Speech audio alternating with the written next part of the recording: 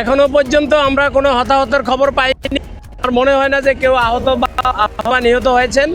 আর এটার আগুন কোথায় কি কারণে লেগে গেল, কত ক্ষতি হলো, এটা আমরা আসলে একটা তদন্ত হবে, তদন্তের পর আমরা বলতে পারবো। কিন্তু যেহেতু বিল্ডিংটি ফাঁকা ছিল এবং আজকে শুক্রবার ছুটির দিন, ওই 6 তলায় আপনি বলছেন পরিত্যক্ত অবস্থায় সব ছিল, তাহলে আগুন কিভাবে এটাই তো আমরা বলছি, আমরা একটা তদন্ত করব। আমরা কাজ করছি, আগুন সম্পূর্ণ নির্বাপন করব। এখন আমাদের প্রথম টার্গেট, এরপর আমরা কারণ খুঁজে বের করতে চেষ্টা করব। এটা আসলে কোনো গার্মেন্টস কিনা এটাও বোঝা যাচ্ছে না। পরিত্যক্ত মালামাল, কাগজপত্র, এই সমস্ত এই ভবনের বা ভবন কর্তৃপক্ষের কাউকে আমরা পাইনি। পুরানো ফার্নিচার, পুরানো কাগজপত্র, কাপড় বা কিছু? না, কাপড় কিছু ছিল না।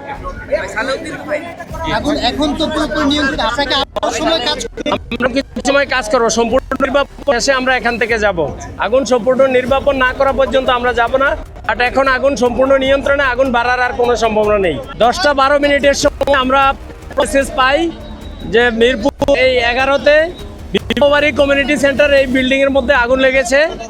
তো আমাদের খবর পাওয়ার সাথে সাথে আমাদের স্টেশন পল্লবী ফায়ার স্টেশন এখানে পৌঁছায়। পল্লবী ফায়ার স্টেশন থেকে 2টি গাড়ি, অর্থাৎ এই গাড়ি দুটো পৌঁছানোর পর আগুনের ভয়াবহতা দেখে যে 6তলা বিল্ডিংয়ের 6 তলায় আগুন জ্বলছে। তো আগুনের ভয়াবহতা দেখে তারা সাহায্য চায়। এর পরপর আমরা আমাদের আরও পার্শ্ববর্তী ফায়ার স্টেশন, কর্মীটোলা ফায়ার স্টেশন এবং মিরপুর ফায়ার স্টেশন থেকে আরও ইউনিট পাঠাই।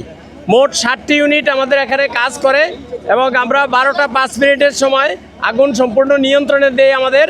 বাট এখনও আগুন জ্বলছে, ফ্লোরে আমাদের লোকজন কাজ করছে। এখন আমরা পুরোপুরি নির্বাপন দেইনি, বাট আগুন আমাদের এখন সম্পূর্ণ নিয়ন্ত্রণে আছে। আর এই বিল্ডিংটা মাঝে মাঝে 2-1টা খালি আছে। এই ফ্লোরে আগুন লেগেছিল, ওখানে শুধু পরিত্যক্ত মাল, কাগজ, পুরানো মাল, এগুলোতে আগুন জ্বলছিল।